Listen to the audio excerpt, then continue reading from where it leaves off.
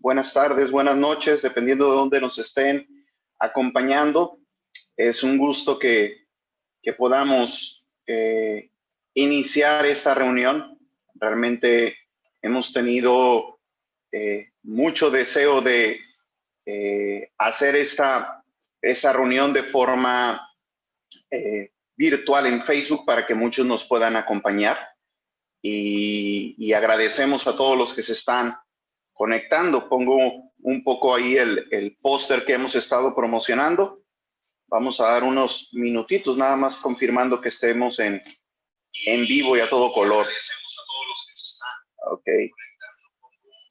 Ya me estoy viendo por acá. Pues bueno, esta semana ha sido la locura en redes sociales. Por todos lados, yo creo que uno de los temas que ha trascendido, que ha sido muy importante a aquellos que nos interesamos en la política o aquellos que estamos practicando y ejerciendo política, el tema de elecciones en Estados Unidos es un tema que no podemos dejar de un lado. Realmente ha generado mucho eco, ha generado muchas reacciones de distinta índole, tanto emocionales, yo diría que la mayoría han sido emocionales, pero ese es un grupo político y lo que queremos es poder ver un poco de las lecciones aprendidas al respecto, realmente como políticos, qué es lo que esto nos está dejando a nosotros en nuestro quehacer político, qué es lo que podemos aprender, qué cosas no repetir. Y nosotros hemos sido muy claros en definir lo que es una derecha, definir lo que es una izquierda y cómo es que debemos comportarnos como tal en todo lo que hacemos, ¿no?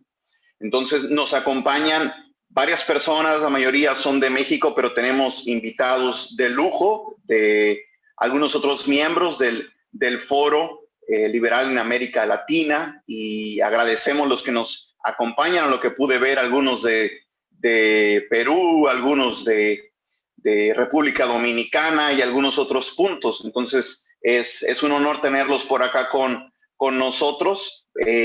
Vamos a dar la oportunidad de que puedan participar algunas otras personas y que puedan agregar también aquello que esto ha significado para ustedes. Sin embargo, queremos iniciar con nuestros expositores. Tenemos expositores de lujo que son de casa. Tenemos a nuestro director de comunicación, que es Artemio Estrella, quien va a iniciar, y tenemos a nuestro director de formación, Alan Sánchez. Ambos tienen mucho tiempo ya con nosotros en lo que son 5 reformas, y realmente su punto de vista es muy importante para entender lo que esto significa, igual como esto nos va a afectar a nosotros en México y lo que podemos aprender nosotros como 5Rs y como un partido político en formación.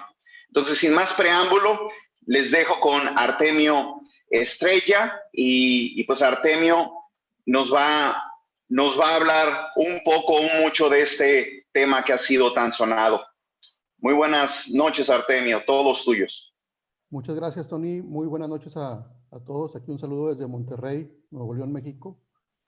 Pues vamos a hablar del tema que acontece, que parece que pasamos, el tema en cuestión eran las elecciones, y ahora las elecciones cambiaron de contexto totalmente porque ahora se habla de un fraude. Y para tener un contexto todavía mayor del tema, tenemos que entender que en Estados Unidos hay 2 tipos de elecciones, ¿sí? Uno, como mexicano o como latinoamericano, piensa que las elecciones son como en nuestros países, un tipo de elección. En nuestros países tenemos solamente un tipo de elección. En Estados Unidos no, en Estados Unidos hay 2 tipos de elecciones. El primer tipo es cuando se va a elegir a un presidente nuevo. Esto sucede cuando hay 2 candidatos, ¿sí?, que ninguno de los candidatos es presidente, y está el actual presidente, pues de algún partido político, en este caso demócrata o republicano. Ese es un tipo de de elección en Estados Unidos, en donde los candidatos optan muchas veces, la mayoría de las veces, por acotarse a su programa, a su agenda, e incluso el candidato del partido en el poder puede tomar la decisión incluso de ignorar lo que ha hecho su presidente. Ese es un tipo. El segundo tipo es el que vemos hoy en día, es decir, el de reelección. ¿Ah? Para entender lo que se está viviendo hoy en Estados Unidos, hay que entender que esta elección lleva en campaña casi 4 años. Es decir, Trump prácticamente al ser presidente de los Estados Unidos, inicia su campaña con su presidencia. Es decir, Trump ya no tiene o ya no tuvo la oportunidad de decir vamos a recuperar Estados Unidos o lo vamos a reconstruir o lo vamos a devolver a su estatus inicial. Ya no tiene esa oportunidad, ya no tiene la oportunidad de prometer. La única oportunidad que tuvo es la de hacer bien su trabajo. ¿Sí? Y el candidato demócrata, Biden, pues él sí puede hacer promesas. ¿Sí?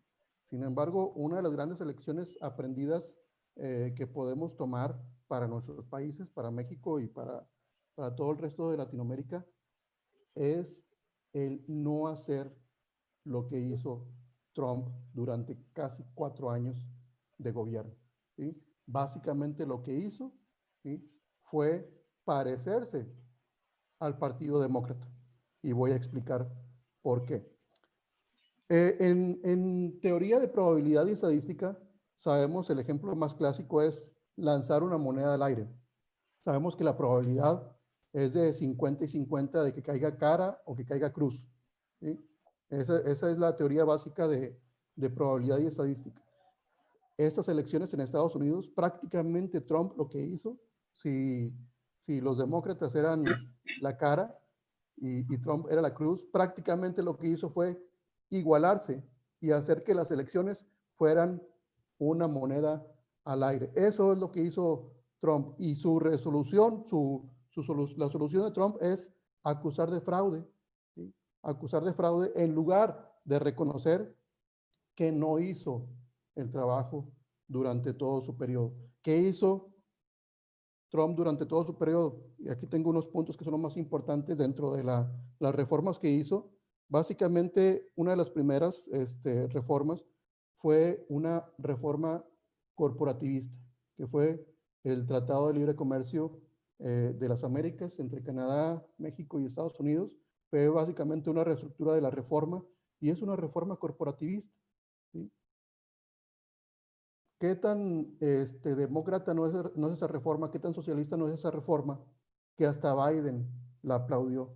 Biden dijo, perfecto, prácticamente hiciste ya mucha de la parte del trabajo demócrata al hacer una reforma para supuestamente apoyar a la economía de Estados Unidos. Esta reforma, ¿por qué digo que es corporativista? Porque lo que está haciendo Trump con esta reforma, lo que hizo fue heredar regulaciones norteamericanas hacia México para crear un piso parejo entre Estados Unidos y México, pero no parejo hacia abajo, no, parejo hacia arriba, es decir, hacer todavía más complicada la parte de emprendimiento o la parte de generar inversión en nuestro país. ¿Con qué motivo? Pues para obligar a las empresas norteamericanas a dejar de invertir en nuestro país para que vayan a invertir a Estados Unidos. Esto realmente para los norteamericanos no es un beneficio, es un perjuicio, porque hace más cara la inversión en Estados Unidos y es precisamente lo que reclama el público norteamericano y en donde entra en confusión el público norteamericano, porque los norteamericanos comienzan a no ver diferencias entre el Partido Republicano y el Partido Demócrata. Y no solamente es con Trump, estas cercanías que hay entre los dos partidos se han venido dando prácticamente, yo creo que posterior a Ronald Reagan. Después de Ronald Reagan ha venido un declive de la economía norteamericana muy grave, ¿sí?, en donde prácticamente el Partido Republicano y el Partido Demócrata son muy similares y sus políticas públicas también lo son. ¿sí? De manera que el público norteamericano, la ciudadanía norteamericana, no se da cuenta de las diferencias sustanciales como para poder decir, sí, voy a votar por los republicanos porque es conveniente para nuestra economía, o voy a votar por los demócratas porque es conveniente para mi economía. No se pueden hacer ese tipo de cuestionamientos porque a final de cuentas las diferencias sustanciales no son radicalmente opuestas. Es por eso que en los 5 reformistas decimos que la derecha es mala, y no porque la derecha actual es una derecha mala, y no porque la izquierda no lo sea mala. Sabemos que intrínsecamente la izquierda y el socialismo es malo, pero la derecha no hace ese trabajo de separarse de las políticas de izquierda. Al contrario, Trump en todo su periodo, en sus casi 4 años como presidente, ha manejado una retórica clásica de la izquierda, una retórica clásica de la izquierda, y se ha alejado de decir la verdad. Por alguna razón, la derecha tradicional, la derecha que conocemos, tiene miedo de hacer uso de la verdad, ¿sí? Se han metido en la cabeza que a la gente no le gusta escuchar la verdad. La realidad es que, pues sí, podrá haber un segmento de personas que no les gusta escuchar la verdad, pero existe otro segmento de personas que esperan eso de un político. Esperan escuchar la verdad, esperan escuchar las cosas como son. Y ese grupo de personas que regularmente son los que no votan, una mayoría dormida que ahí está siempre a la espera de ese candidato, de ese político que hable con la verdad. Y Trump no lo ha hecho, no lo ha hecho. Ha manejado una retórica de izquierda, y hay medios de información que incluso alaban a Trump por eso, porque dicen que es un gran comunicador, es un gran manejador, como hoy lo está haciendo, al decir que es un fraude. Prácticamente cambió los reflectores de la elección hacia un fraude, un supuestamente fraude en la elección.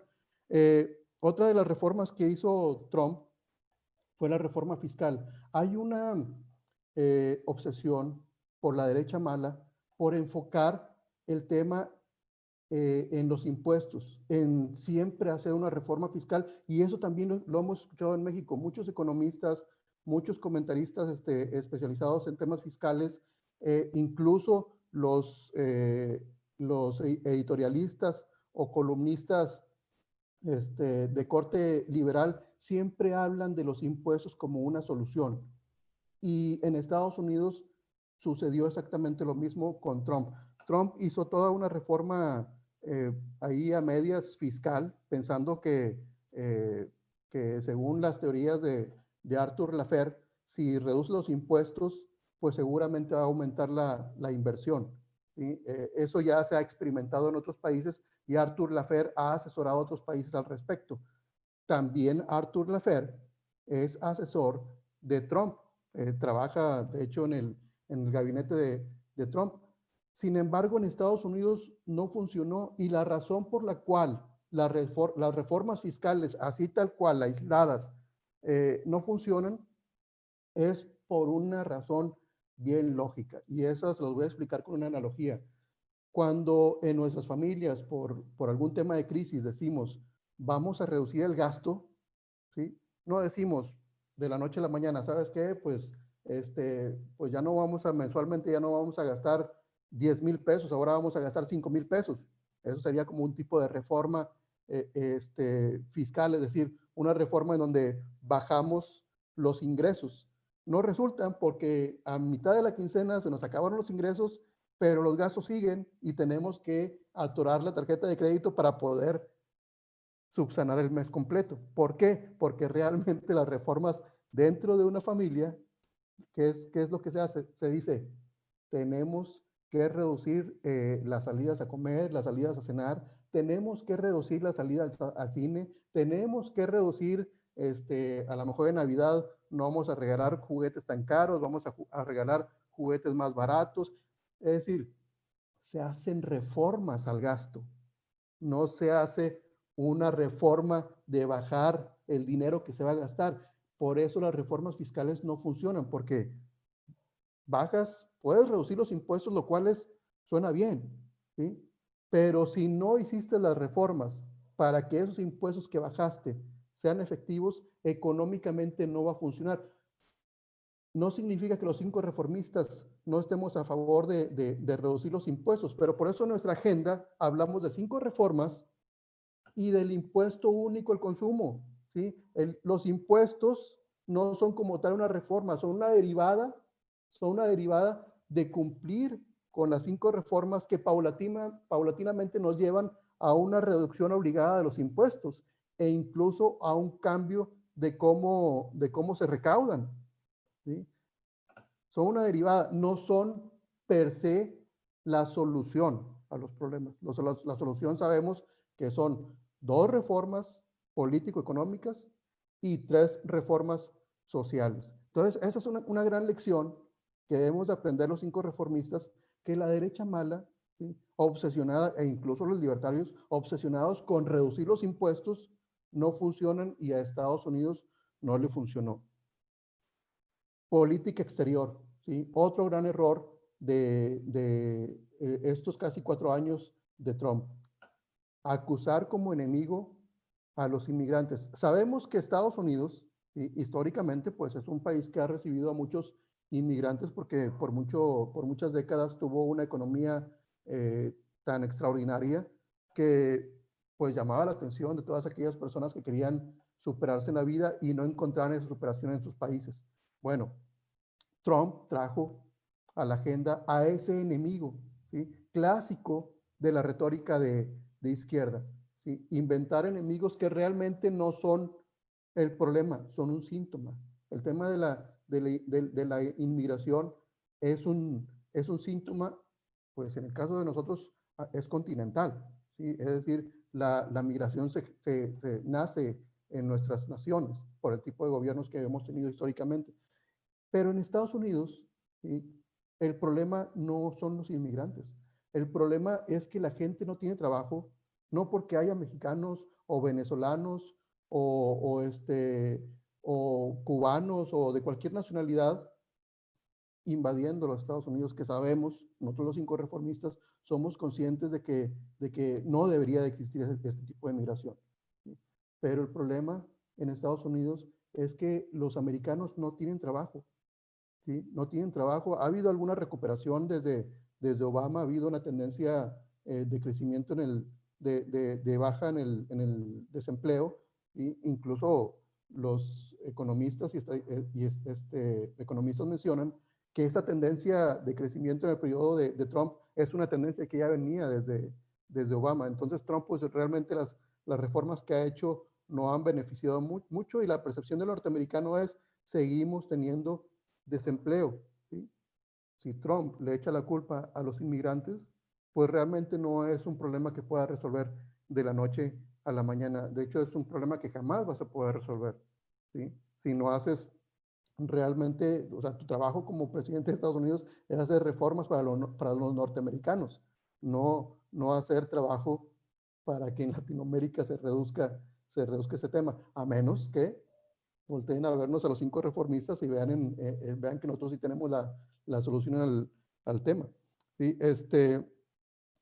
Y básicamente es lo que no le ha funcionado a Trump en todo este periodo, es crear a esos demonios y esos fantasmas, ¿sí? Y que vemos que en México, ¿sí?, y en nuestros países latinoamericanos no funcionaron en el pasado. Fantasmas o demonios como decir que Biden es un pedófilo, que viendo los videos podremos llegar a esa conclusión y parecen muy evidentes, ¿sí? Pero aún y siendo evidentes, aún y que se haya descubierto que los demócratas tienen ahí nexos con redes de pedofilia, aún y que salen a la luz esos temas, ¿sí?, pues resulta que no funcionan. Por mucho que digamos eso, por mucho que se diga que Biden es socialista, que Biden es un comunista, no funcionó. Por mucho de que se diga que si ganaba Biden, pues iba a ser no solamente el fin de Estados Unidos, sino iba a ser el fin del mundo, pues tampoco funciona.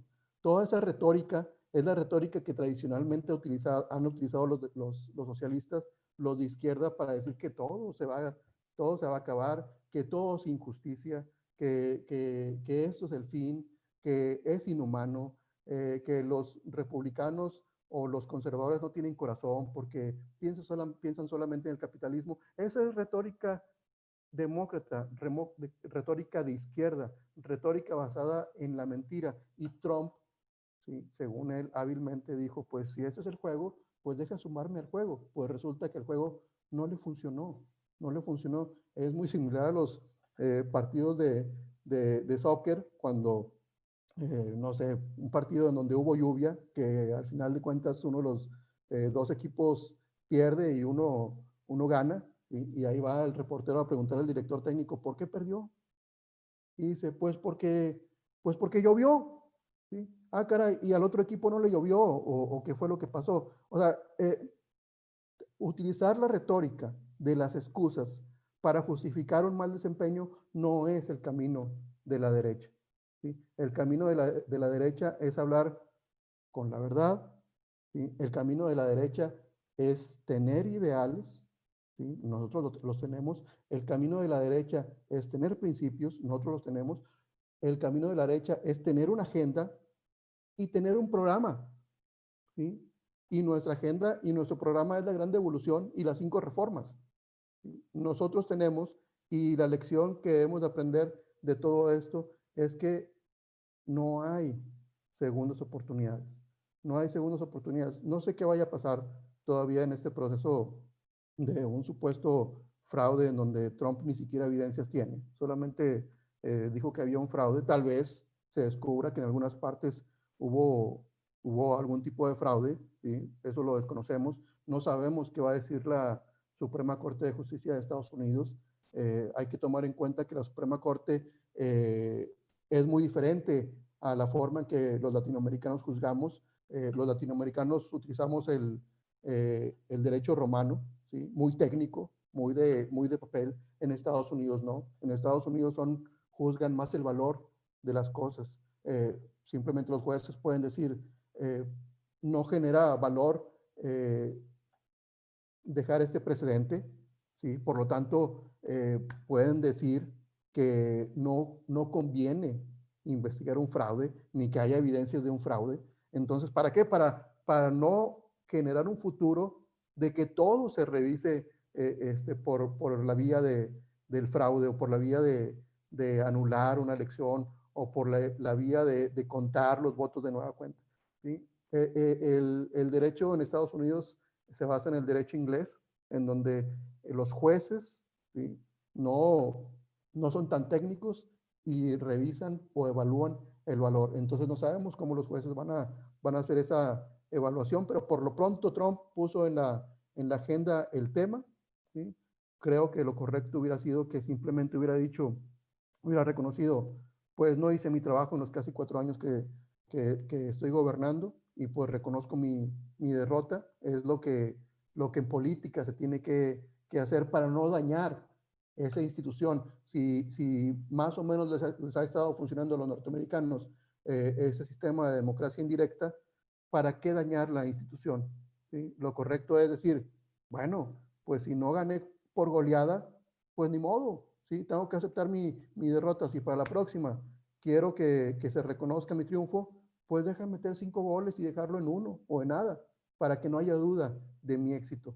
Pero si hiciste que la moneda de cambio estuviera por un lado los republicanos y por otro los demócratas, si eso fue lo que hiciste en los casi últimos 4 años, es un volado, señor, un volado. Y aparentemente el ganador fueron los demócratas, ¿sí? Y fue culpa de la derecha mala en Estados Unidos, que no hizo su trabajo. Perfecto, gracias Artemio. Vamos a dar paso a la participación de Alan para que al final ya podemos hacer unas preguntas en conjunto y para agarrarlos juntos, por así decirlo. Listo, Alan, ¿ya estamos por ahí? Listo, por aquí andamos ya. Ok, adelante. Gracias, amigo. Fíjense que debo ser honesto, yo no entiendo mucho, no sé mucho de las elecciones en Estados Unidos. Entiendo mucho de las elecciones en México, Pero algo muy importante que quisiera tocar respecto al tema Trump, aparte de lo que Artemio ya mencionó muy atinadamente, que fue un hombre que no hizo lo que debió haber hecho. Recuerdo mucho al profesor Alberto Mansuetti en uno de sus videos mencionar una frase muy conocida, no sé si es de Reagan, Alberto, is the system stupid? Es el sistema. Tienes tu micrófono apagado, Alberto. No, era la frase de Clinton. Is De the Clinton. economy stupid? Entonces, yo en ese video digo, bueno, yo parafraseando a Clinton diría, Ok. the system stupid. Is the system stupid? Y sí, es cierto. Miren, hay mucho revuelo y mucha ola con este tema de Trump por los pro vida inconsistentes. Ojo con lo que estoy diciendo, ¿eh? Los pro vida inconsistentes. ¿Por qué inconsistentes? Porque tienen a Trump como un salvador, un mesías pro vida, pro familia, pro matrimonio, pero él no hizo nada, debió haber hecho, según entiendo, debió haber hecho fusionismo, debió haber hecho reformas estructurales para que cambiara el sistema, debió haber actuado distinto. Parte de ello ya lo habló Artemio.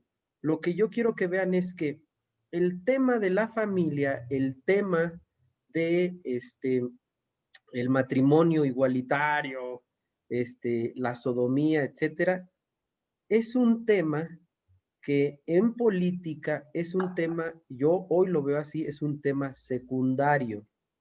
¿Por qué secundario? Porque si el sistema legal constitucional está mal, el otro tema, el tema pro vida, está perdido. Está muy, muy, muy perdido. Y además, encima de eso, los pro vida inconsistentes muchas veces eh, consuma ignorancia, apoyan a candidatos pro vida que son estatistas. Y eso yo veo en este rollo de Donald Trump. Aparte que, déjenme decirles algo, él no es el Mesías de Latinoamérica, él se ocupa de su gobierno y de su nación. Él no pela a Latinoamérica, él no ayuda a Venezuela, él no ayuda, y no que esté mal, él, o sea, no hace mal, porque él se debe enfocar a su nación. Nosotros nos debemos preocupar por nosotros. Nosotros, los mexicanos, debemos estar preocupados por México. Nosotros, los latinoamericanos, debemos estar preocupados por Latinoamérica.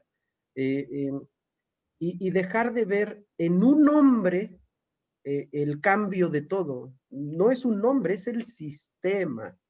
La idea que yo les quiero transmitir el día de hoy, queridos amigos de Liberemos México, a mis compañeros que están de acá de Latinoamérica, Hispanoamérica, es es el sistema. Tenemos que cambiar el sistema y salirnos de esos embrollos politiqueros, de esos pleitos politiqueros, de que si fue fraude, de que le hicieron trampa, de que el enemigo. Acabo de ver un video que en verdad me causó, me generó una reflexión. Hay gente hincada en una puerta de cristal, me parece que es una de los lugares donde se llegó a votar o donde se estaban contando los votos, no sé, pero hay gente hincada orando, cristianos evangélicos orando, con los ojos cerrados, hincados, con las manos dirigidas hacia la puerta y temblando. ¿Qué diferencia hay de eso a la chamanería, al espiritualismo, a lo fanático, decíamos ayer en la clase de hermenéutica que estoy dando, a una actitud fanática? De eso a una actitud así, vaya, yo creo que por eso los gringos están perdiendo la batalla, porque desde allá, desde principios del siglo pasado, Estados Unidos se viene cayendo porque está metiendo en su código legal ideologías marxistas, ideologías socialistas. Por eso se está hundiendo, porque está desechando precisamente un marco legal liberal, clásico, capitalista. Lo está desechando, lo está haciendo a un lado y está optando por un camino que prácticamente todo el mundo ha seguido, Latinoamérica no se diga. Entonces, lo importante de esto es reconocer, ¿qué podemos aprender de lo que está pasando en Estados Unidos? Que mientras nosotros, como mexicanos y como latinoamericanos, hispanoamericanos, sigamos apoyando el sistema de derecha mala, mercantilista o de izquierda blanda, porque creo que la mayoría no apoya la izquierda dura, solo unos cuantos, pero mientras sigamos haciendo eso, difícilmente vamos a salir del hoyo. Por eso, hoy yo estoy seguro, lo digo con seguridad, no con soberbia, sino con seguridad, estoy seguro que 5 reformas en toda Latinoamérica es la salida, es la salida. Como ya lo mencionaba Artemio, tenemos ya una ideología y tenemos ya un programa, ya lo tenemos, un proyecto de gobierno. El profesor Alberto lo ha dicho en varias ocasiones, no somos improvisados. Hay gente que ha trabajado toda su vida en este proyecto. No estamos opinando, no estamos haciendo eso. Estamos diciendo, estamos garantizando que nosotros somos la salida de este atolladero, de este agujero, de este basurero, de verdad que Latinoamérica y ahora América, no sé, ahora entiendo por qué no debemos votar por el mal menor, porque el mal menor nos va a llevar al mismo sitio que nos llevan el mal peor. En lugar de escoger un salvavidas en el Titanic, lanzarlo al agua y meternos en el salvavidas para salvar el pellejo, solo nos cambiamos de habitación en el Titanic. Eso es lo que hacemos muchas veces. Y debemos dejar de hacer eso. Debemos aprender. Estados Unidos nos está dando una lección. El sistema no funciona. El sistema está tronado. El sistema es una basura, el sistema oprime, el sistema quita libertades, el sistema hace que el gobierno sea todopoderoso y los ciudadanos sus esclavos. Eso es lo que debemos aprender de Estados Unidos.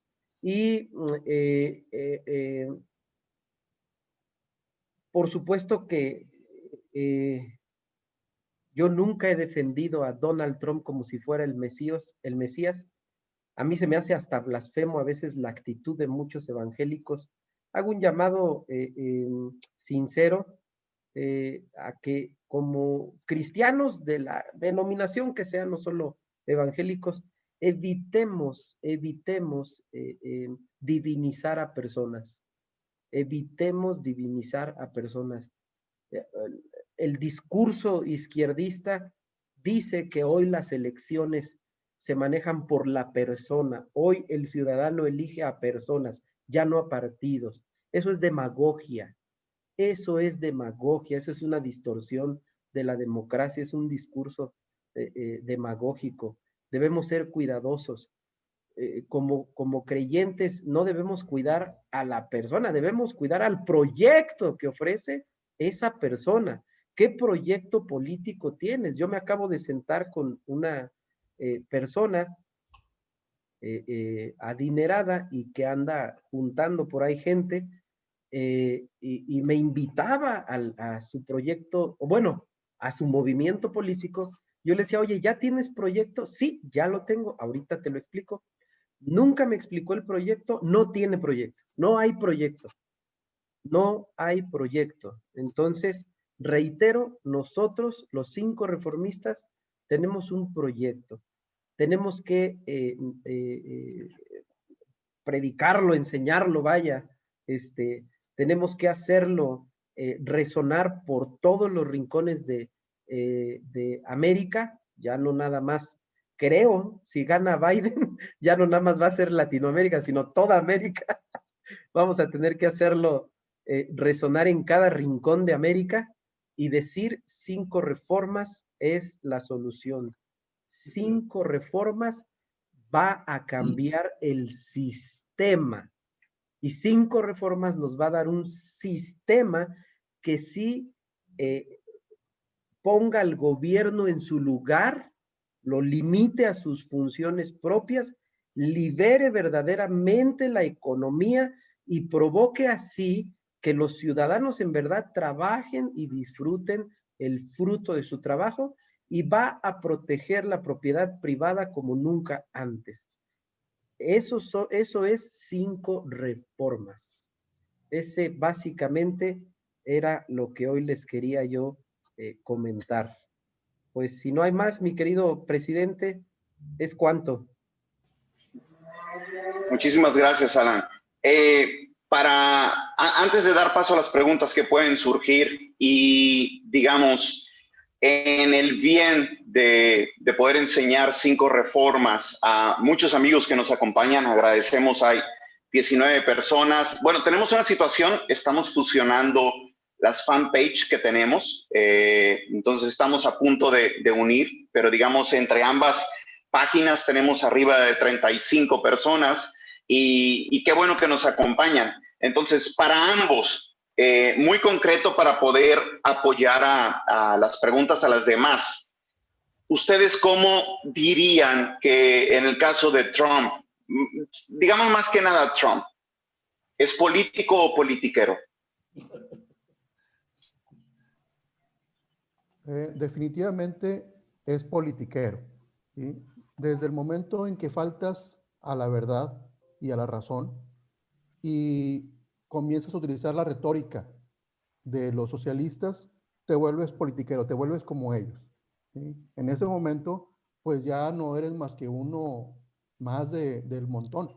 Lo que sucede precisamente en México, y esa es la gran lección aprendida. Los politiqueros juegan ese juego porque aparte es cómodo para ellos. Es decir, entre la izquierda blanda y la derecha mala, en el caso mexicano, ¿sí? Prácticamente ya es un juego entre ellos en donde ni siquiera tienen que arriesgar tanto, ¿sí? Porque es algo que para ellos es confortable y es cómodo, ¿sí? No requiere mucho esfuerzo. Ese es el tema de la politiquería, ¿sí? Y la politiquería no solamente se da a nivel político, lo vemos incluso a nivel de los medios de información, de los comentaristas, de los que hacen crónica sobre el sistema. También para ellos es cómodo porque prácticamente es como hablar de las telenovelas. O sea, pues no hay ningún esfuerzo detrás del análisis que hacen muchos que se dicen analistas. Es decir, pues a ellos mismos les cambian la historia de un día para otro y no son ni siquiera los editorialistas y columnistas para refutar lo que los politiqueros dicen. No, el politiquero pone una nueva agenda y se acabó. Lo que sucedió ayer, ya no. Ahora lo de hoy es el fraude y todo el mundo ahora habla del fraude. Eso es politiquería, ¿sí? Faltar a la verdad y faltar a la razón. Perfecto, gracias. Cuando decimos, no sé si Alan nos puedes ayudar, ¿qué queremos decir con políticas estatistas? A lo mejor muchas personas escuchan el término, pero ¿a qué nos referimos con esto? Claro, por políticas estatistas hacemos referencia a aquellas políticas públicas que engordan al Estado, que le otorgan facultades, como dice aquel versículo bíblico muy conocido, porque los señores de esta tierra se arrogan derechos para ellos mismos. Así las políticas públicas estatistas le otorgan facultades al Estado donde no debe estar metido el Estado. Por eso es que hoy todos los estados de la República, a través de instrumentos legales, a través de acuerdos estatales, así se les llama, o a través de reformas incluso ya metiendo a la legislatura, pero la mayoría fue el Poder Ejecutivo, a través de la Secretaría de Salud, publicaron acuerdos donde le otorgaban facultades y poderes al sector salud para controlar, por ejemplo, la pandemia, ¿no? Y más allá, esos acuerdos dicen que le otorgan facultades de cerrar negocios, confinar a la gente a sus domicilios, etcétera. Todo eso, por citar ejemplos, son políticas estatistas. Todas las políticas públicas, todas las leyes que le otorguen al Estado facultades no propias del Estado. Perfecto. Muchísimas gracias. Gracias. Pues bueno, vamos a dar paso a algunas preguntas. Como pueden surgir algunas o varias personas, tratemos de ser concisos, precisos y al punto, ¿no? Para poder enriquecer esta conversación que estamos teniendo. Adelante, David Taylor. Hola, buenas tardes. Bueno, yo quería hacer algunas preguntas, acerca de Trump. Bueno, sí, ¿no? ¿De quién más? Y también quería hacer un pequeño comentario de un video que vi que me hizo reflexionar de Ron Paul que estaba hablando de este tema del fraude. A mí me llamó un poco la atención, no es justificable, pero Trump atacó mucho a la burocracia. Y bueno, haya o no habido un fraude, que sí hubo un poquito, pero igual no es contundente como para una victoria de Trump. Pero eh, imagínense, ¿no? Si atacas a toda la burocracia, pues ¿qué te puedes esperar, no? Imagina un padre, madre, no sé, que trabajó y que perdió mucho dinero, bueno, que no le pagaron o cosas así por culpa de estas reformas mal hechas, pues ¿cómo va a responder la burocracia en esos lugares en los que preponderan los demócratas, ¿no? Ese es un detalle. Y lo otro es, yo tengo una pregunta. Eh, en caso de que Trump hubiese querido hacer las reformas de fondo que mínimas necesarias, suponiendo que existen mínimas necesarias, ¿le hubiese dejado el Congreso hacerlas? Esa es una pregunta. Y la otra es eh, que si tienen algo que ver también la derecha mala, o sea, si los mismos republicanos, yo no sé por qué tengo el presentimiento de que tampoco estaban conformes con Trump, los mismos de su partido. Creo que esta derrota también tiene que ver con que no tuvo el apoyo dentro de su partido. Esa es una suposición y esa es mi pregunta. ¿Sería eso posible? Y bueno, sería todo. Gracias. La respuesta es muy sencilla. Es cierto, Trump no tuvo el apoyo ni siquiera al 100% de los republicanos.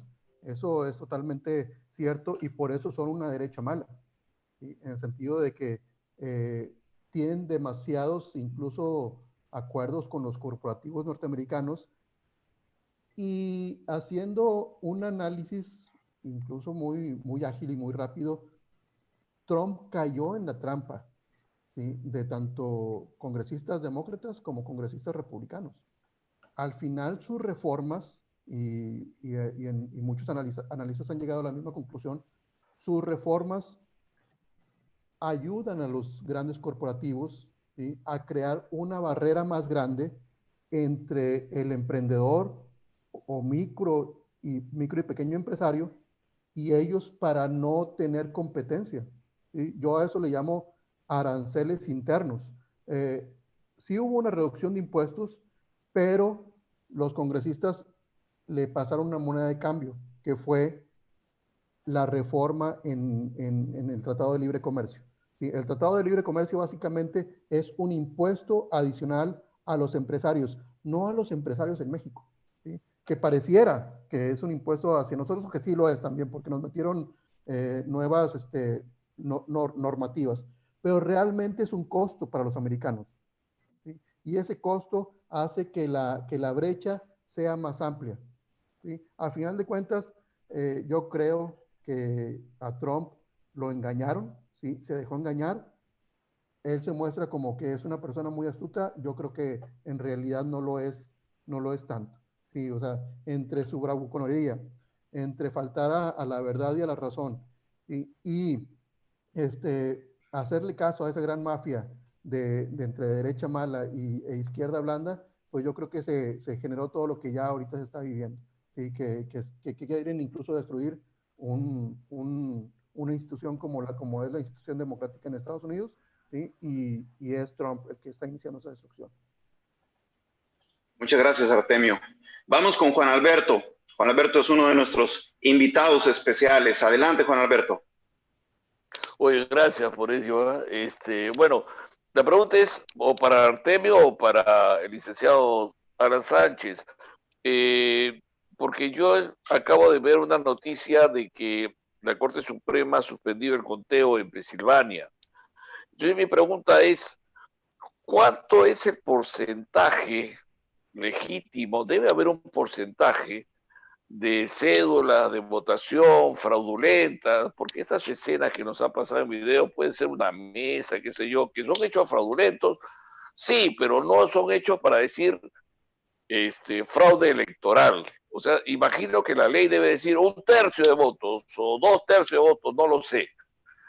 Porque si la Corte Suprema suspende Pensilvania, no está diciendo que todo el proceso de la Unión es fraudulento, solamente el Estado de Pensilvania. Entonces, ¿saben ustedes cuándo legítimamente se dice es fraude en Estados Unidos? O porque el escándalo de Trump es una cosa y la ley debe decir otra cosa. O sea, él tiene que comprobar que hay un fraude para suspender el proceso electoral, ¿no? Entonces, yo la verdad que eso lo estuve pensando, ¿no? Digo, bueno, ¿cuántos votos tienen que ser malos para que digamos esto es fraude? 1/3 de los votos, 2/3 de los votos. ¿Cómo se define un fraude electoral? Adelante, profe. Ok, bueno, pero es que esa es la pregunta que todo el mundo hace en los conversatorios. ¿Qué va a pasar ahora? Okay. En los conversatorios, sí, siempre. Bueno, ¿y qué va a pasar ahora?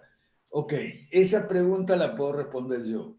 Ok, vamos a tener el festival de la politiquería por los dos lados. En primer lugar, que sí quiero responder a Ugas técnicamente, el asunto es que eso lo decide cada estado.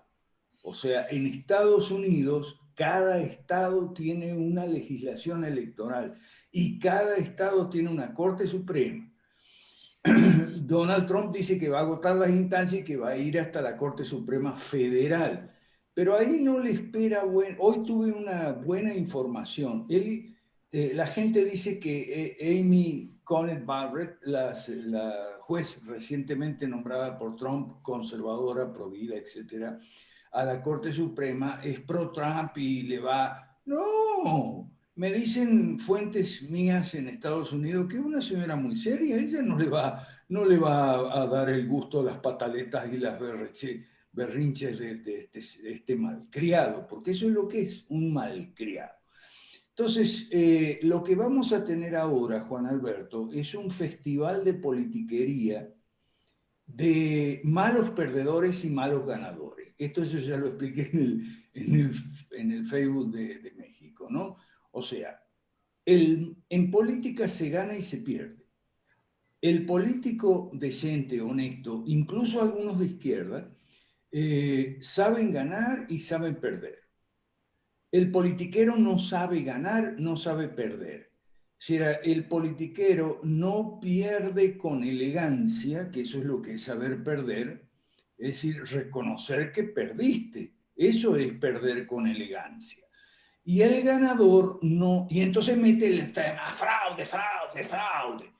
Y el ganador tampoco sabe ganar con elegancia. Entonces el ganador mete el tema, corrupción, corrupción, corrupción, te voy a mandar a la cárcel.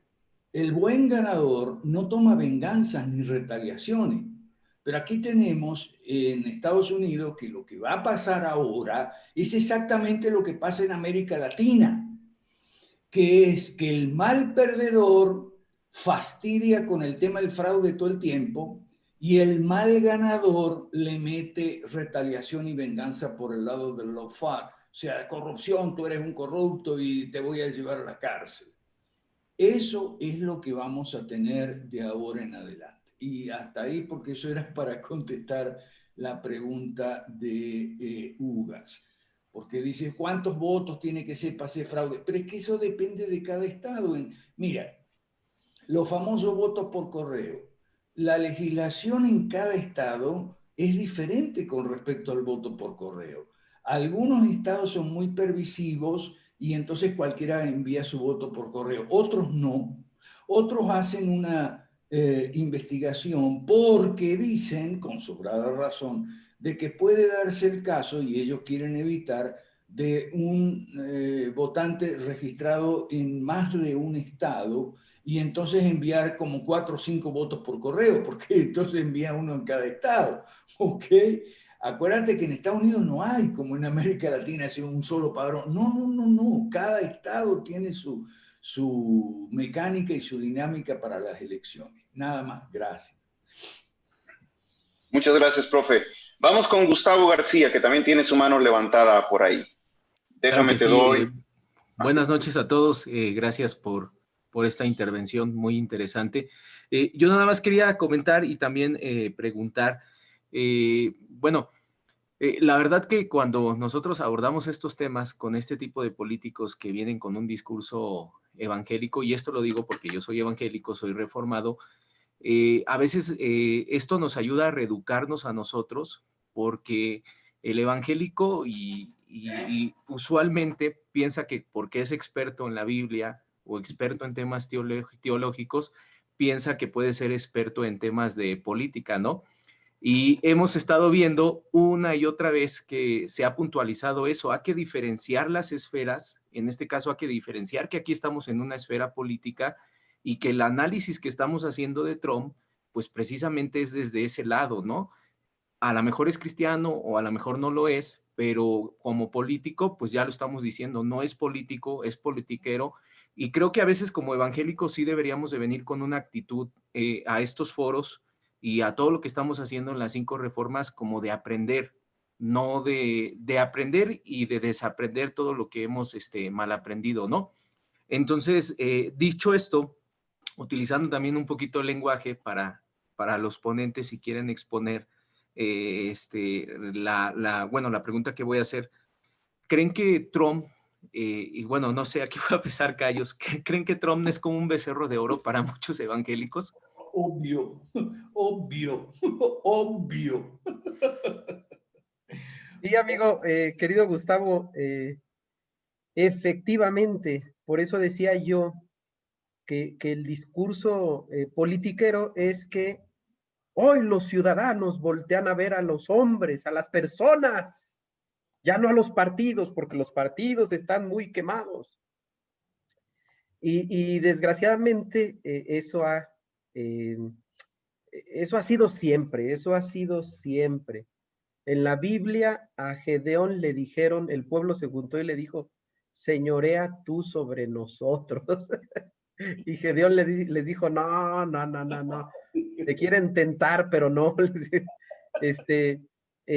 Y es que efectivamente, o sea, Donald Trump es un becerro de oro para muchos. Si no, fíjense, la mayoría de youtubers, de influencers, a los que les gusta ser vistos de los hombres, son pro Trump, son, tienen su becerrillo y dicen ellos que Trump está contra toda esta oleada de malvados y hacen incluso memes de él, no que los haga él, los idólatras pro Trump hacen memes de su becerro de oro, corriendo con 2 niños en sus brazos y atrás de él Satanás, ¿no? Como si él fuera el salvador de los niños. Digo, es de alabarse el esfuerzo que ha hecho por eliminar leyes abortistas, financiamientos está bien, como creo que siempre lo hemos dicho, pues no es ni el diablo, pero tampoco es el salvador, o sea, no. Sin embargo, sí hay muchísimas personas que tienen a su becerro de oro o a su San Trump. Sí, mucho de esto, gracias Alan y gracias Gustavo, muy buena pregunta. Yo creo que sí pisas muchísimos callos y yo creo que mucho de esto se ha dado por el voto anti-Biden, más que pro-Trump, ha sido anti-Biden, ¿no? Entonces, yo creo todos nos queremos alinear ahí y ninguno de nosotros quiere decir es que yo estoy apoyando a Biden. Y existe esta falsa dicotomía que si uno llega a decir algo que no es correcto de Trump, es que tú estás a favor de Biden. Oye, no se trata de eso. Si yo digo que no me gusta la Pepsi y la Coca-Cola, quiere decir que a lo mejor me gusta la sangría, no porque diga que no me gusta la Pepsi, me gusta la Coca-Cola, ¿no? Entonces, muchas personas han hecho esta falsa dicotomía, dicen, entonces tú estás apoyando esto. No, como tú bien lo decías, estamos en una esfera política, estamos hablando de cuestiones demagógicas y políticas. Me gustó como decía David, porque muchas personas en esta histeria antipolítica dijeron, necesitamos a alguien que no sea político, entonces agarramos a alguien como Trump.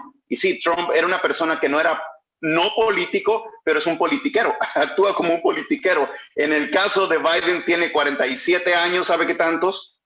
Chupando de la ubre del Estado, es un político que sí es un politiquero, ¿no? También, entonces en todo su esplendor. Pero yo creo que das en un punto buenísimo. Adelante, Alan. Tony, ahorita que mencionabas eso, fíjate qué manera de pensar tan estúpida, tan imbécil de latinoamericano, con lo que acabas de decir, estamos cansados de los políticos, ya no queremos políticos. Es como decir, todos los mecánicos son unos tranzas, entonces ahora quiero que un cacahuatero me arregle mi carro. O sea, digo, ¿hasta dónde llega este espíritu antipolítica? Efectivamente, mucho ojo con esto. No estamos diciendo, ni nos estamos burlando de los pro-Trump, ni al contrario, les hacemos un llamado serio a que piensen política, a que estudien, investiguen política y que dejen de nadar en ese mar, en ese océano de la politiquería. Eso es lo que queremos hacer, queremos enseñarles y por supuesto que todas las personas que quieren un verdadero cambio son bienvenidas a este movimiento, de verdad. Solo que nosotros somos firmes, somos contundentes, las cosas no van a cambiar si no hay reformas estructurales de fondo que metan al gobierno en su lugar, que liberen la economía, que protejan la propiedad privada. No va a haber cambio si no hay cambio de sistema, aunque venga, es más, voy a ser extremo, aunque descienda un ángel del cielo, si ese ángel del cielo pone un sistema como el que hay y se pone a gobernar como politiquería y con politiquería, el mismo sistema lo va a tronar. Así es, y una cosita nada más, acabo de poner en el chat una noticia de mayo del año pasado, un episodio que surgió. Hasta mayo del año pasado, Trump no era antiaborto. Trump era de los causales, y la causal de violación, la causal de peligro de la madre, etcétera, etcétera. No, un momentito, ¿ok? Nosotros lo que le pedimos a la gente, como muy bien lo señaló Alan y Artemio, es que se forme. La gente tiene que estar formada, pero además tiene que estar informada. ¿Okay? Cuando te dicen, oh, sí, Trump es antiaborto. No, un momentito. Ahí está, lo puse en el chat. Mayo del año pasado, con respecto a una ley en Alabama sobre causales, Trump respaldó las causales. Así que, ojo. Buenísimo, profe. Quisiera mencionar un tema sobre el asunto del cristianismo y la política, y esto lo aprendí muy bien del profe y me gusta repetirlo.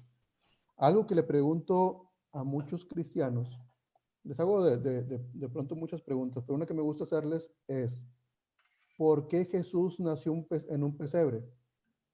¿Sí? Algunos me responden que porque era muy humilde, la familia de Jesús era muy humilde, otros que porque más informados que porque no encontraron posada, y yo les respondo, pues sí, sí era la familia de Jesús era humilde y sí, tiene razón, no encontraron posada, pero en realidad Jesús nació en un pesebre por culpa del INEGI, por culpa del Estado, ¿sí? Entonces, a lo que voy es, un cristiano que estudia, que sabe leer la Biblia, ¿sí?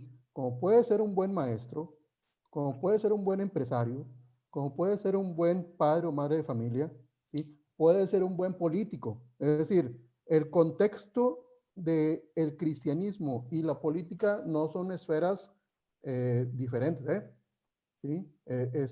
Todo, al contrario, todas esas esferas, ser empresario, ser profesor, ser ingeniero, ser licenciado, ser político, ¿sí? No están peleados con la esfera del cristianismo, porque al contrario, deberían de estar dentro de la esfera. O sea, un cristiano debería entender que la esfera del cristianismo es una esfera más grande, ¿sí? Y todas las profesiones y todos los oficios para un cristiano, ¿sí? Están dentro de su esfera del cristianismo. No son cosas diferentes. Y leyendo la Biblia te encuentras con muchas cosas. O sea, ¿por qué murió Juan el Bautista? ¿Sí? ¿Por qué murió? Por expresar su opinión. ¿Sí? O sea, ¿y quién lo mató? Lo mató el Estado. ¿Sí? ¿Y por qué murió Jesús? O sea, entre muchas cosas teológicas, es porque Jesús murió por la vía del plebiscito. Es decir, no hubo un juicio justo, a pesar de que los romanos ya conocían cómo se hacían los juicios justos, y los judíos tenían, en las escrituras viene, cómo debe de ser un juicio justo. Entonces, pues no, pero no, fue por la vía de la mano alzada. Barrabás, Barrabás. Entonces, sí, leyendo bien las escrituras, claro que se puede entender muy claramente de política, y claro que se puede entender lo que mencionaba Alan, se puede entender en qué momento el Estado rebasa los límites que nos corresponden a los civiles, y que corresponde a la esfera civil, y que en el momento en que el Estado rebasa esos límites, para empezar, pues se vuelve caro, y en segunda, nos quita las libertades. ¿Va? Muchas gracias, Artemio. Tenemos 3 manos levantadas. Les pedimos que sean concisos, precisos, porque nos quedan 20 minutos. Está Fernando, Juan Antonio y Cristian. Vamos con Fernando, que nos acompaña de República Dominicana. ¿Se escucha o no se escucha? Muy bien. Ok, perfecto. Fíjense, siempre he creído, y es una conclusión a la que he llegado después de muchos años, que a los políticos hay que tenerles una admiración sana, es decir, reconocer cuando hacen las cosas bien, pero al mismo tiempo rechazar lo que hacen mal.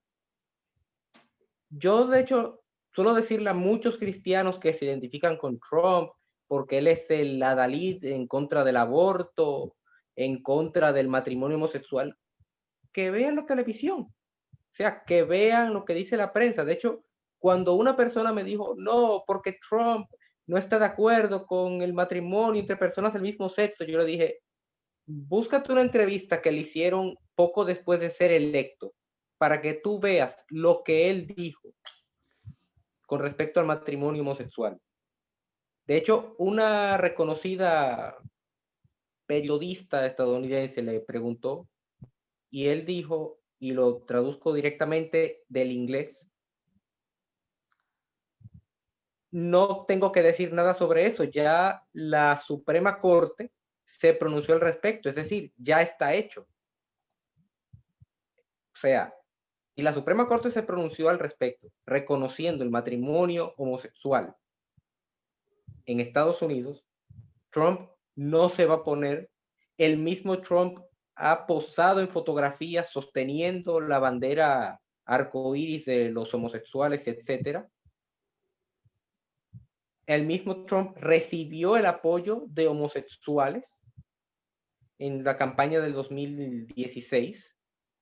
Es decir, Trump tiene cosas positivas, pero también tiene muchas negativas. Y es cierto, Trump es un politiquero, es un populista, que esto no es algo que viene desde la época de Richard Nixon, que trató de comportarse como un caudillo en el famoso escándalo de Watergate.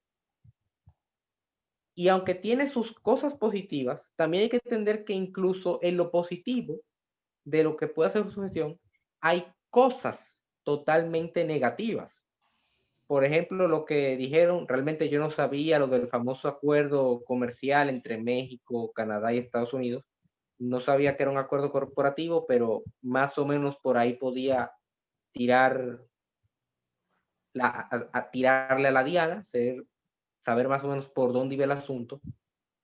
Y yo siempre pienso que con respecto a los políticos uno no debe apasionarse, uno debe estudiar, informarse sobre quiénes son las personas a las que tú vas a apoyar, porque ese mismo panorama lo estamos teniendo aquí en República Dominicana con el actual gobierno de Luis Abinader, que todo el mundo decía que él era pro vida, porque él estaba de acuerdo con la lectura de la Biblia, pero él es un hombre que tiene posiciones muy tibias.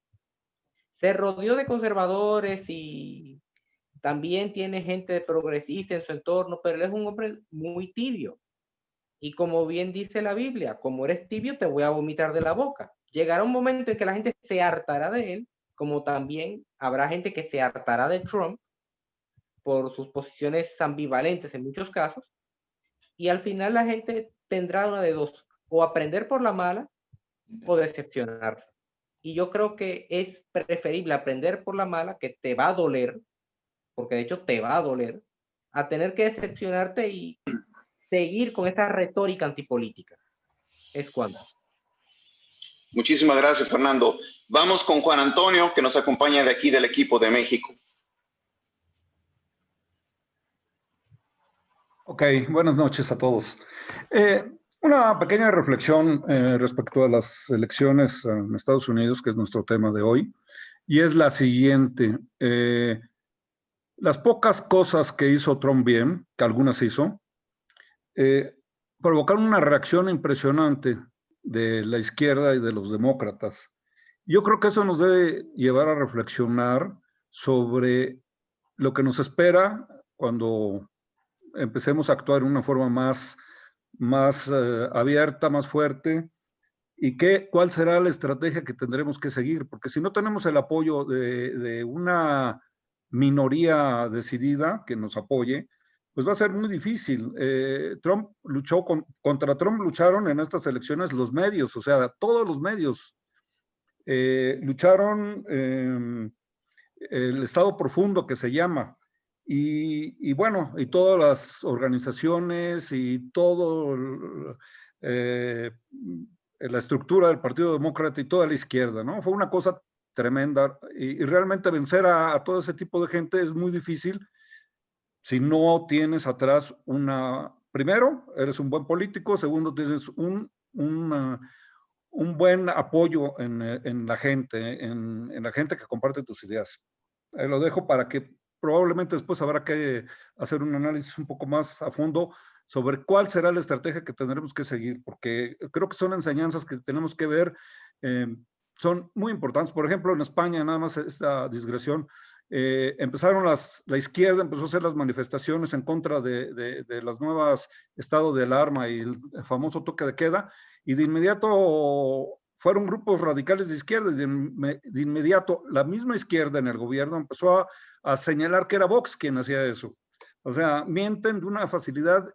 Es más, a la mentira ya no se le llama mentira, se le llama posverdad. Imagínense a qué grado hemos llegado ya de cómo desvirtúan el lenguaje, que es parte de lo que hacen la izquierda y el marxismo, ¿no? Y por último, también acusan a Trump de polarizar, pero pues sí, él polarizó algo, pero quienes también polarizaron más y iniciaron la polarización es la izquierda siempre, ¿no? Y por último, en cuanto a Alan, yo creo que en Latinoamérica no queremos a los políticos o estamos decepcionados de los políticos por una razón, porque no hay políticos. Todo lo que conocemos son puros politiqueros. Eso es lo que conocemos. Entonces, claro, ¿cómo vamos a querer tener más de lo mismo? Si de verdad es asqueroso, no ves en un partido político, no ves a alguien serio, alguien decente. Es muy raro que llegue a haber. Todavía antes había algunas personas que uno podría decir más o menos, bueno, estos son buenos políticos, pero realmente actualmente no hay ninguno. En fin, ahí lo dejo porque hay muy poco tiempo y gracias por permitirme participar. Muchísimas gracias, Juan Antonio. Y sí, tienes tanta verdad y pues aquí estamos, aquellos que estamos aprendiendo y que seguimos formándonos como verdaderos políticos, y pues los invitamos todos aquellos que nos están viendo por la fanpage de Facebook y quieren aprender muchísimo más, pues tenemos muchísimas personas y como ustedes han visto de varios países de Latinoamérica que tienen mucho estudio al respecto y que podemos aprender juntos. Las mismas cosas que están haciendo en Bolivia, en Perú, son las que nos aplican a nosotros en México, entonces podemos aprender de la mano. Vamos con Cristian, es la última mano que tenemos aquí levantada.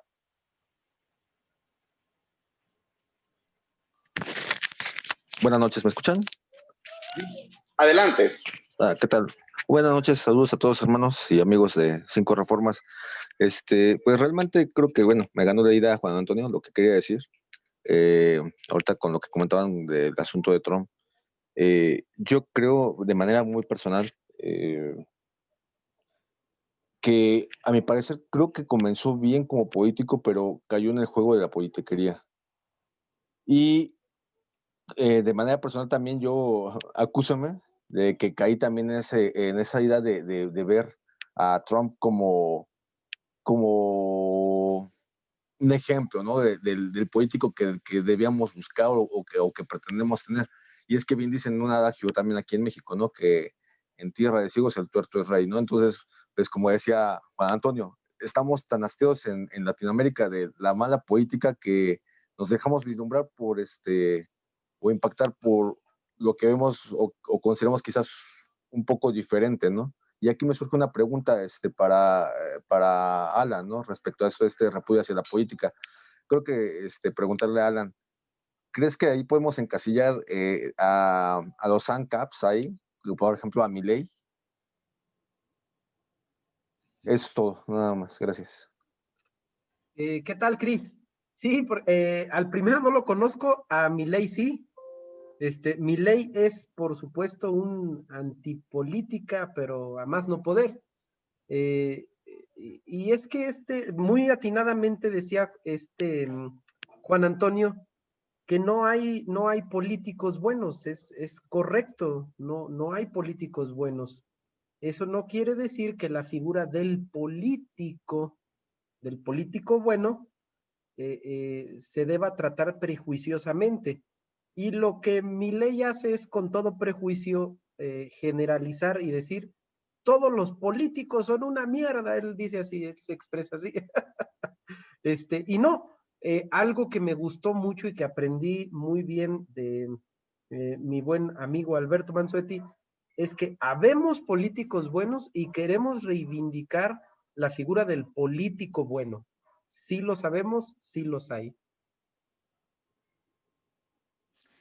Así es, si me permites, Tony, antes de cerrar, las estrategias nuestras, yo explico en mi último artículo que pueden leer, que se llama Derechas contra Izquierdas. Las estrategias nuestras son pinchar globos.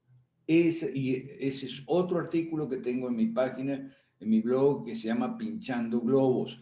Para todos aquellos que están aprendiendo, son beginners, ok, todos aprendemos, yo aprendo todos los días, pero algunos van empezando y otros van más avanzados, estudiantes más avanzados. Entonces, en mi blog están los artículos. Y pueden leer en mi blog artículos más recientes, y sobre todo voy a aprovechar para hacerle propaganda al artículo que estoy escribiendo. Se llama Los presidentes no gobiernan. Sí, escuchó bien, los presidentes no gobiernan. ¿Ok? Y los capitanes, los pilotos en la aviación tampoco gobiernan. Voy a hacer una analogía que tiene mucho que ver con lo que expuso Alan. El problema es el sistema. Ok, cuando nos subimos a un avión creemos que el capitán, el piloto, saluda y tal. Él es el que gobierna la nave. No, señor. La nave se gobierna por piloto automático. Eso es así en todas las aerolíneas, ¿ok? Hay solo 2 fases en el vuelo donde el piloto realmente gobierna, y es en lo que se llama carreteo y despegue. Entonces, eso se hace manualmente, ¿ok? Pero una vez que está terminando el despegue, el piloto lo que hace es cargar, abandonar los mandos de la nave, y la nave se gobierna por encender el piloto automático, y todo la etapa de crucero que se llama, cuando nosotros vamos en el viaje, puede durar 4 horas, 6 horas, el piloto no gobierna. Todo el crucero y hasta el descenso también, recién entre la aproximación, ¿ok? Y lo que llaman el estacionamiento de la nave, ahí es donde desconecta el piloto automático y lo lleva manual otra vez. Pero son solo cuando el vuelo comienza y termina, más nada. Bueno, estoy encontrando que eso tiene un extraordinario parecido como hacen los presidentes. ¿Cuál es el piloto automático? Son las leyes, que son malas en su mayoría, ¿ok? El piloto automático son las leyes. El presidente lo único que hace es hacer campaña para ser elegido. Ahí sí lo hace manualmente, pero una vez que es elegido y se sienta, ya gobiernan las leyes, que es el piloto automático de los países. Él no gobierna. Las leyes las aplica la burocracia, que la burocracia siempre suele ser la misma, ¿ok? Los gobiernos pasan, la burocracia queda, y al mando de esa burocracia ni siquiera está el presidente, están los ministros y viceministros que él pone y nombre para que los burócratas apliquen las leyes, y en caso de conflicto lo aplican los jueces, pero eso es todo piloto automático hasta que el presidente llega al final. Entonces ahí desconecta el automático y lo hace manual, igual que el piloto de la nave. Lo hace manual porque va a querer reelegirse, o si no puede reelegirse, bueno, tratará de acomodar en la silla a un amigo de él y ese tipo de cosas, ¿ok? Pero les recomiendo, y discúlpenme la propaganda, les recomiendo ese próximo artículo que se llama Los presidentes no gobiernan.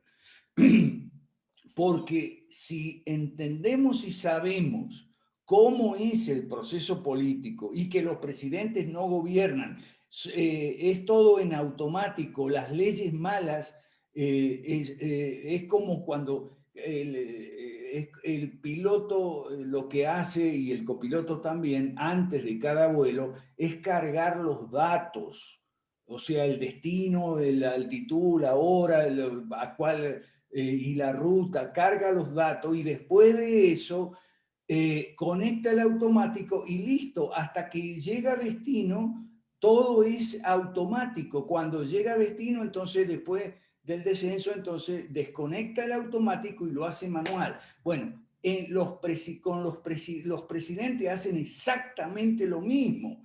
Hay Cuando entendemos eso, entendemos un montón de cosas que parecen incomprensibles. ¿Por qué siempre le echan la culpa al otro? ¿Por qué hacen politiquería en vez de política, etcétera? Porque los presidentes no gobiernan. Gracias. Perfecto, profe. Muchísimas gracias. Y no se preocupe, no cobramos tanto la publicidad en este foro. Pues agradecemos muchísimo a todos los que nos acompañaron. Encantado, Martín Rodríguez de Perú, Carlos Enrique de Guatemala, está John Javier de Bolivia, Freddy Asensio de Guatemala, creo que ya lo mencioné. Hay muchísimos. Está también Jorge Méndez. Donald Herrera está también. Donald Herrera está aquí. Estaba mencionando primero los de Facebook, pero también aquí en Zoom tenemos a Donald Herrera que nos está acompañando de Costa Rica y agradecemos muchísimo. En realidad enriquece bastante esto que estamos haciendo. Acérquese con nosotros, nos puede seguir en nuestra fanpage de Liberemos México. Estamos haciendo este movimiento fuerte de mexicanos que estamos comprometidos. La verdad es muy fácil como latinoamericanos encontrar un caudillo y decir, yo le doy toda mi fe a ese, pero aquellos que somos creyentes, aquellos que somos cristianos, mi hermano, los de Berea eran diferentes. Cuando estaba Pablo y Silas iban saliendo y iban a las escrituras para ver si era cierto lo que habían dicho. No nos vayamos de bruces con los políticos, tenemos que examinar lo que nos dicen. Entonces, esto aplica en todas las esferas de la vida, necesitamos analizar y agradecidos con todos. Había mencionado ya Fernando también de República Dominicana, entonces está muy variado todo lo que tenemos por acá y agradecemos también al equipo de 5 Reformas México. Entonces, hemos tratado de hacer esta reunión de 7 a 8:30 hora del centro de México y queremos ser precisos en cuestión de los tiempos. Agradecemos muchísimo, sigamos aprendiendo, hay mucho que conocer acerca de 5 Reformas y eso es la salida y nuestro proyecto de devolución es lo que necesitamos en todos nuestros países latinoamericanos. Agradecidos con ustedes, muy buenas noches. Profe, ¿quiere decir algo? Alan tenía la mano levantada. Alan. Adelante, Alan. No, nada más decirle a todos los mexicanos, por supuesto, a nuestros queridos amigos y compadres de allá de Latinoamérica, que pasen la voz que ya se levantó un movimiento en México que va a cambiar el sistema. Buenísimo, muchísimas gracias, Alan. Muy buenas noches, tengan todos ustedes. Seguimos en contacto. Bonita noche. Buenas noches.